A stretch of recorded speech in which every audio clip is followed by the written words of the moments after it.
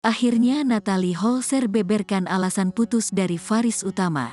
Berita seleb terkini, Natalie Holzer ternyata sudah putus lumayan lama dengan Faris Utama. Kabar putus keduanya jelas mengejutkan mengingat Natalie Holzer sempat diberi cincin oleh Faris Utama saat momen ulang tahun. Adapun kabar jika Natalie Holzer putus dengan Faris Utama dibenarkan oleh janda Sule itu. "Oh, itu sudah kandas," gitu, ungkap Natalie Holzer, Selasa, tanggal 28 Maret tahun 2203. Ibu satu anak ini mengungkapkan alasan yang membuat hubungannya kandas dengan Faris Utama. "Sudah, lagi sibuk masing-masing jadinya nggak ketemu gitu," lanjut Natalie Holzer.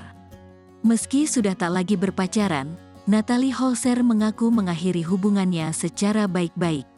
Mantan istri Sule ini menyebut bahwa hubungannya itu tak bisa dilanjutkan lagi. Terlebih, saat ini Natalie Holzer tengah fokus dengan pekerjaan dan merawat anaknya, Atzam.